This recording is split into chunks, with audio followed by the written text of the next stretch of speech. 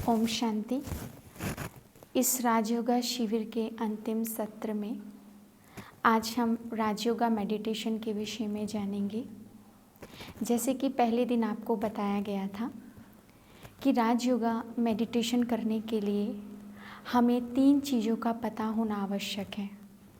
सबसे पहली चीज़, योग करना किसको है। योग मुझे करना है और मैं कौन हूँ। दूसरा, वो परम शक्ति जिसके साथ में मुझे योग लगाना है, उस शक्ति का संपूर्ण परिचय मुझे पता होना चाहिए। और तीसरा, वो विधि क्या है जिस विधि के द्वारा मैं उस परम शक्ति के साथ में योग लगा सकती हूँ। तो पिछले 2 दिनों में हमने ये जाना कि मैं कौन हूँ। मैं ये शरीर नहीं, इस शरीर को चलाने वाली चैतन्य शक्ति आत्मा हूँ। और मैं आत्मा उस परम पिता परमात्मा शिव पिता की संतान हूँ। अब मुझ आत्मा को उस परम शक्ति के साथ में जुड़ना है। राजयोग माना ही आत्मा का उस परम पिता परमात्मा शिव पिता के साथ में मिलन। तो उसके लिए जो हमारा पिता है वो निराकार ज्योति बिंदु स्वरूप हैं और हम आत्माएं इस साकारी स्वरूप में हैं। तो उसके लिए मेरे और शिव पिता के बीच में समानता का होना बहुत आवश्यक है।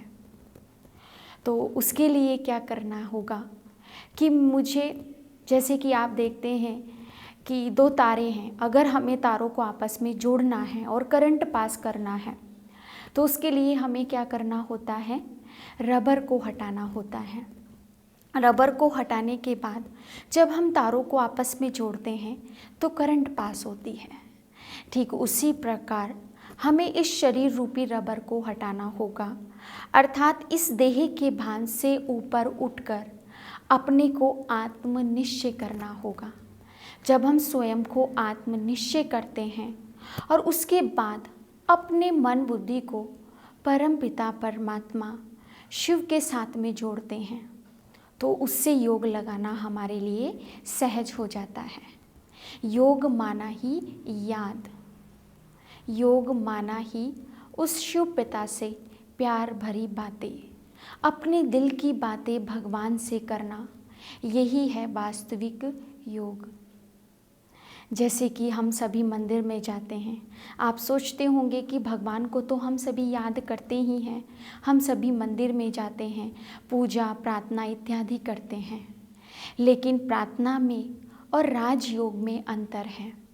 प्रार्थना में क्या होता है कि हम सभी मंदिर में जाते हैं और किसी और की जो भावनाएं हैं, जो पहले से ही लिखी गई हैं, वो भावनाएं जो पहले से ही बनी हुई हैं, वो मंत्रों के द्वारा, गीतों के द्वारा उन भावनाओं को हम भगवान के सामने अर्पण करते हैं और केवल एक ही तरफ से भगवान से बातें होती हैं, अर्थात अपनी बातें केवल भगवान से करते हैं।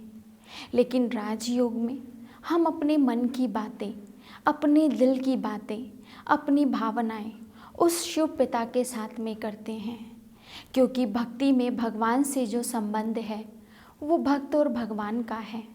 लेकिन इस समय हम आत्मा राजयोग के द्वारा परमात्मा से संबंध जोड़ते हैं, पिता और बच्चे का। तो राजयोग की जो विधि है वो यही है कि मैं स्वयं को आत्मनिश्चय करूं और स्नेह के आधार पर और समानता के आधार पर सर्व संबंधों को उससे जोड़ूं, ताकि एक अधिकारी के रूप में सर्व शक्तियाँ परमात्मा से प्राप्त करूं। तो उसके लिए विधि यही है कि मैं स्वयं को ज्योति बिंदु आत्मा निश्चय करूं। जैसे मैं आत्मा ज्योति बिंदु रूप हूँ, वैसे शिव पिता भी ज्योति बिंदु रूप हैं। जैसे मैं आत्मा परम धाम निवासी हूँ, वैसे शिव पिता भी परम धाम निवासी हैं। जैसे शिव पिता सर्व शक्तियों और गुणों के भंडार हैं, सागर हैं, वैसे मैं आत्मा भी उन्हीं के समान उन गुणों और शक्तियों का स्वरूप हूँ। वो मेरे पिता हैं और मैं उनकी संतान हूँ। तो जब मैं पिता और पुत्र के संबंध से परमात्मा को याद करती हूँ तो मैं स्वतः ही उनकी सर्व शक्तियों की अधिकारी बन जाती हूँ। क्योंकि किसी को भी याद करने का जो आधार होता है वो वही होता है कि जिससे हमारा परिचय होता है, जिसको हम जानते हैं, हम उसको ही याद करते हैं। दुनिया में इतने मनुष्य आत्माएं हैं, हम हर एक को तो याद नहीं करते हैं ना, लेकिन जिससे हमें परिचय होता है, जिसको हम जानते हैं, जिनसे हमारा संबंध होता है, हम उनको याद करते हैं। जिनसे हमारा स्नेह होता है हम उनको याद करते हैं। जिनसे हमें कुछ प्राप्तियां होती हैं हम उनको याद करते हैं। अगर हम भी उस निराकार ज्योति बिंदु स्वरूप शिव पिता को याद करना चाहते हैं, अपने मन बुद्धि को उस शिव पिता से जोड़ना चाहते हैं, तो उसके लिए ये 4 चीज़ें ज़रूरी हैं। तो अब मुझे मेरे पिता का परिचय भी मिल गया है। मुझे वो यथार्थ सत्य मालूम हो गया है कि मैं कौन हूँ और मेरे पिता कौन हैं, मैं किसकी संतान हूँ और उससे मेरा संबंध क्या है। जैसे कि हमने भक्ति में गाया, त्वमेव माता च पिता त्वमेव, त्वमेव बंधु च सखा त्वमेव, अर्थात मेरे सब कुछ तुम हो। मेरी माँ हो, मेरे बाप हो, मेरे भाई हो, मेरे बंधु हो, मेरे सखा हो, मेरे सब कुछ तुम हो।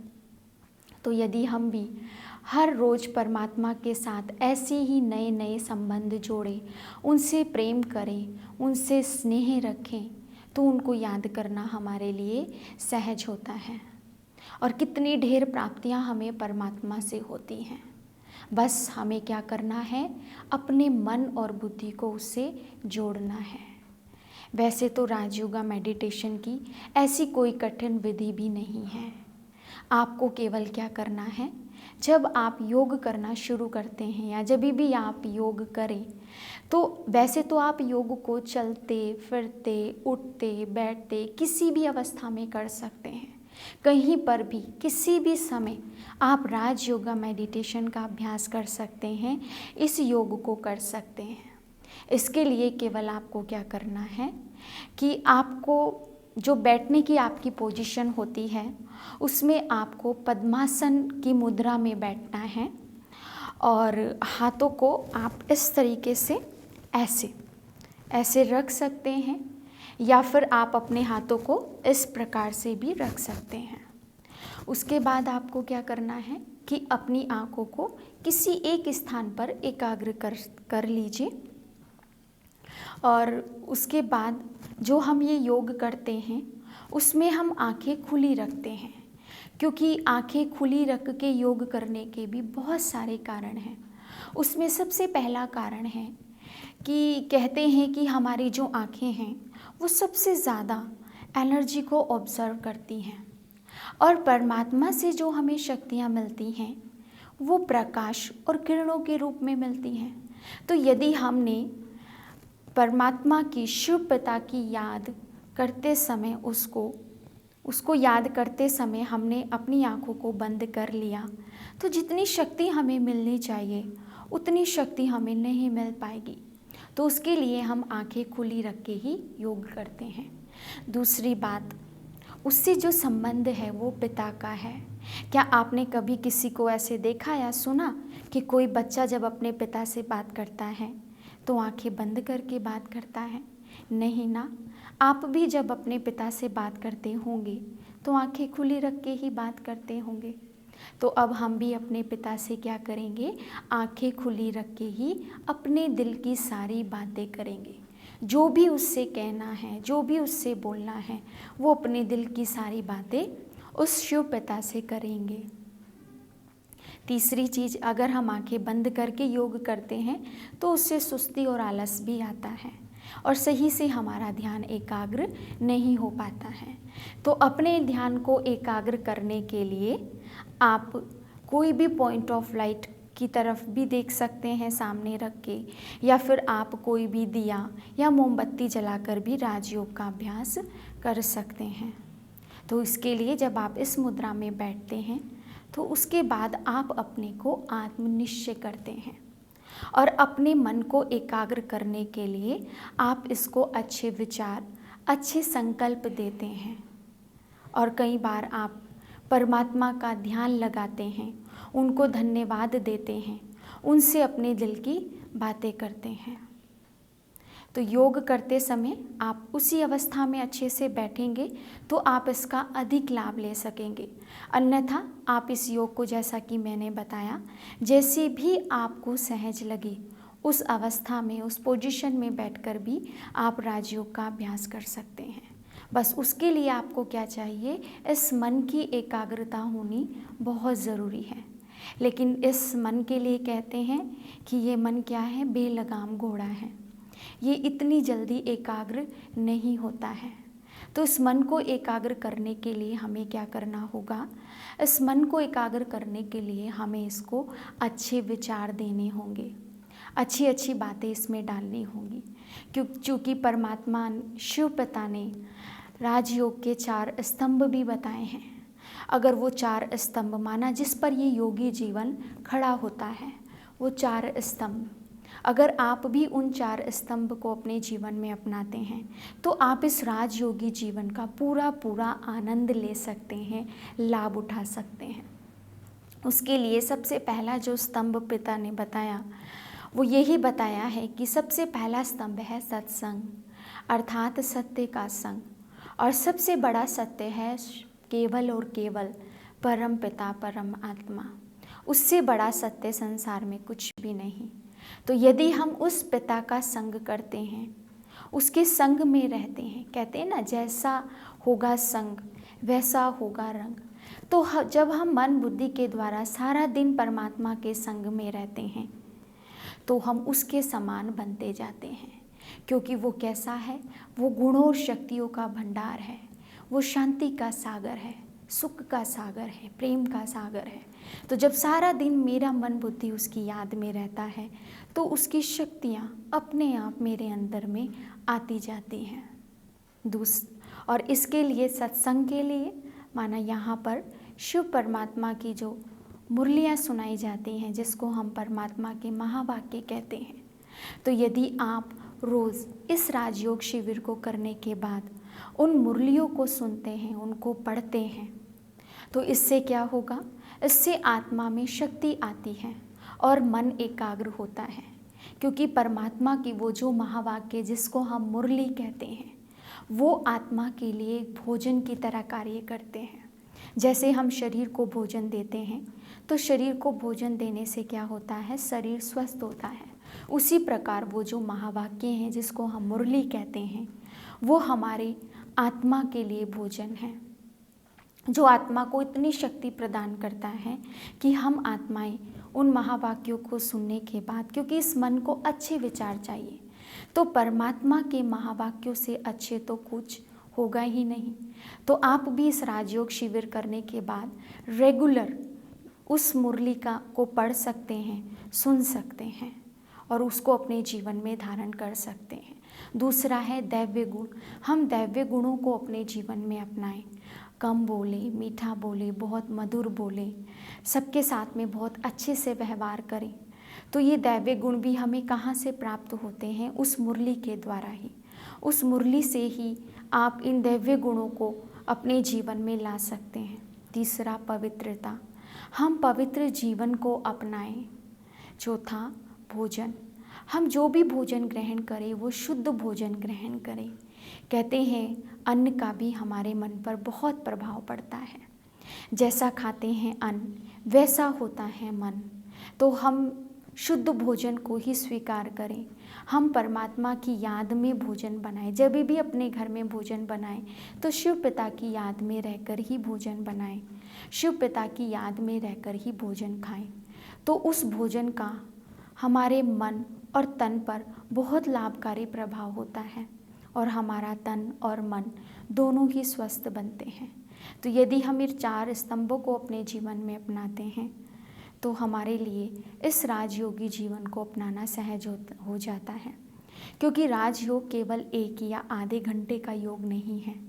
बल्कि ये जीवन की वो पद्धति है, वो कला है जो हमारे जीवन को श्रेष्ठ बनाती है और हमारे जीवन में परिवर्तन लाती है, हमारे कार्यों में परफेक्शन आता है। तो ये केवल 1 या आधे घंटे का नहीं है, हम सारा दिन इस राजयोग का अभ्यास कर सकते हैं। और राजयोग का अभ्यास करने के लिए सबसे सुंदर जो समय होता है वो सुबह का समय होता है, जिसको हम अमृत वेला या भक्ति के अंदर ब्रह्म मुहूर्त कहते हैं। यदि आप उस समय उठकर राजयोग का अभ्यास करते हैं तो वो अभ्यास आपके लिए बहुत लाभकारी होता है और आप बहुत जल्दी अपने जीवन में उसका अनुभव भी करते हैं। तो सुबह अमृत वेले, जिसको ब्रह्म मुहूर्त 4 बजे का वो समय होता है, यदि आप उस समय उठकर राजयोग का अभ्यास करते हैं तो ये आपके लिए बहुत लाभकारी होगा। तो जैसे ही आप सुबह उठते हैं तो उठते ही सबसे पहले आप परमात्मा को याद करें, वो अपनी बैटरी को पूरा चार्ज कर लें। कहते हैं ना, एक बार अपनी बैटरी मोबाइल को चार्ज कर लेते हैं, उसके बाद पूरा दिन उसको यूज़ करते रहते हैं। तो हम भी परमात्मा के महावाक्य मुरली सुनकर वे राजयोग के द्वारा सुबह सुबह अपनी बैटरी को चार्ज कर लें। उसके बाद सारा दिन हम अपने कार्यों में लगे रह सकते हैं, तो पूरा दिन हमें वो शक्ति मिलती रहती है। अब हम राजयोग करते कैसे हैं, वो किस प्रकार से करेंगे, वो हम कुछ कमेंट्री या म्यूज़िक आपको मिल जाएंगे। ब्रह्मा कुमारी इसके नाम से आप कुछ म्यूज़िक कमेंट्री जो आपको मदद करती हैं राजयोग का अभ्यास करने के लिए। तो आइए अभी हम कुछ देर के लिए राजयोग का अभ्यास करते हैं कि कैसे आप अपने मन को विचार देंगे, किस प्रकार से आप अपने मन को उस परमात्मा में लगाएंगे, उसको याद करेंगे। कहते हैं ना, मन को पैर होते हैं और बुद्धि को आंखें होती हैं। तो जैसे जैसे मन विचार करता जाता है, बुद्धि वैसे वैसे चित्र हमारे सामने बनाती जाती है।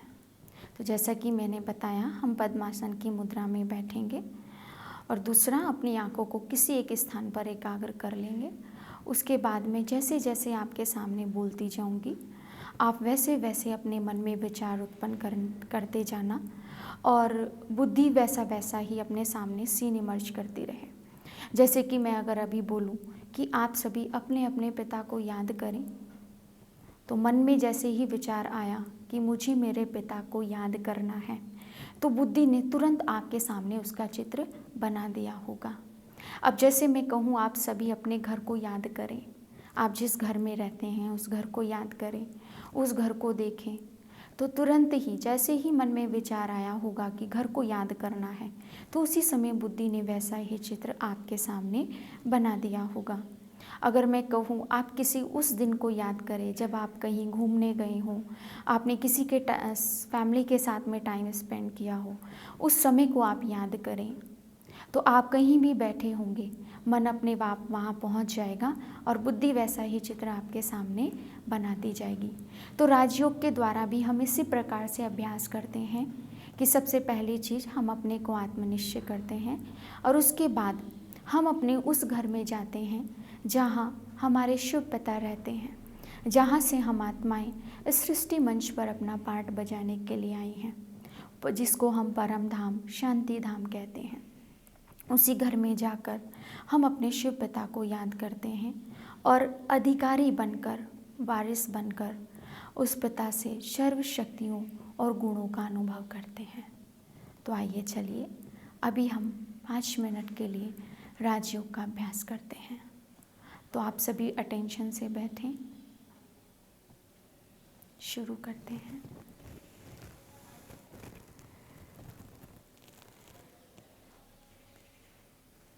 ओम शांति।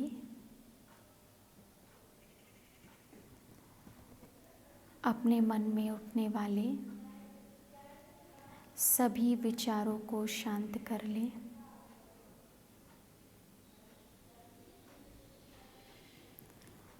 अपने ध्यान को अपने शरीर के हर एक अंग से हटाते हुए प्रकृति के मध्य एकाग्र करें।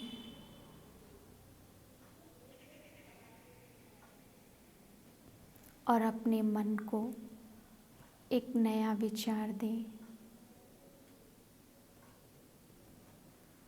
कि मैं ये शरीर नहीं हूँ, मैं इस शरीर को चलाने वाली चैतन्य शक्ति आत्मा हूँ और मैं आत्मा इस शरीर में भ्रकुटी के मध्य बैठकर इस शरीर का संचालन करती हूँ। मैं आत्मा ही इन आँखों से देखती हूँ, कानों से सुनती हूँ और मुख से बोलती हूँ। मैं आत्मा चमकता हुआ सितारा, पॉइंट ऑफ लाइट, प्रकृति के मध्य से उड़कर ऊपर की ओर जा रही हूँ। महसूस करें कि मैं आत्मा प्रकृति के मध्य से उड़कर ऊपर की ओर जा रही हूँ, चांद तारों के भी पार, उस ज्योति के देश में जो मेरा घर है, जो मेरे शिव पिता का घर है, जहाँ सर्वत्र लाल सुनहरे रंग का प्रकाश ही प्रकाश है। इस घर में मेरे समान असंख्य सितारे चमक रहे हैं और मैं आत्मा उन सितारों के बीच से होते हुए अपने शिव पिता के पास उड़ती जा रही हूँ। मैं आत्मा अपने शिव पिता के एकदम सम्मुख हूँ। जैसे मैं आत्मा ज्योति बिंदु स्वरूप हूँ, वैसे मेरे शिव पिता भी मेरे समान ज्योति बिंदु स्वरूप है। शिव पिता से प्रकाश और किरणें उतर उतर कर मुझ आत्मा में समा रहे हैं और मैं आत्मा उनकी किरणों रूपी बाहों में समाती जा रही हूँ। मैं आत्मा मेरे शिव पिता से जो शांति के सागर हैं, सुख के सागर हैं, प्रेम के सागर हैं, वो शक्तियाँ स्वयं में भर रही हूँ। मेरे पिता से मुझे सारी शक्तियाँ मिल रही हैं और मैं आत्मा शांति का अनुभव कर रही हूँ, आनंद का अनुभव कर रही हूँ और मन यही गा रहा है कि आपका कितना ना धन्यवाद करूं कि आज आपने मुझे अपना बच्चा बना लिया और मुझे अपना सत्य परिचय दिया कि मैं किसकी संतान हूँ, मैं कौन हूँ। मन यही गा रहा है, पाना था सो पा लिया। मेरा मन इस समय भाव विभोर हो रहा है। मैं शिव पिता की यादों में खो जाती हूँ, समा जाती हूँ। कुछ देर इसका अनुभव करें। मेरे शिव पिता मेरे सामने हैं और शिव पिता से शक्तियाँ प्रकाश और किरणों के रूप में मुझ में समाती जा रही हूँ।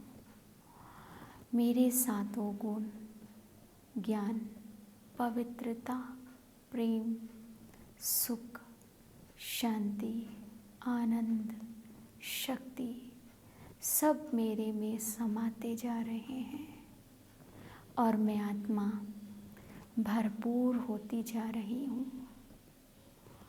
सर्वत्र शांति ही शांति है, आनंद ही आनंद है। अब मैं आत्मा शक्ति से भरपूर होकर वापस इस सृष्टि मंच पर लौटती हूँ, स्वयं को नीचे आता हुआ देखें, चांद तारों से भी नीचे इस सृष्टि मंच पर पुनः इस शरीर में प्रकृति के मध्य विराजमान होती हूँ। अब मैं आत्मा शांति का अनुभव कर रही हूँ। बहुत हल्कापन महसूस हो रहा है। सर्वत्र शांति ही शांति है। ओम शांति, ओम शांति, ओम शांति, ओम शांति।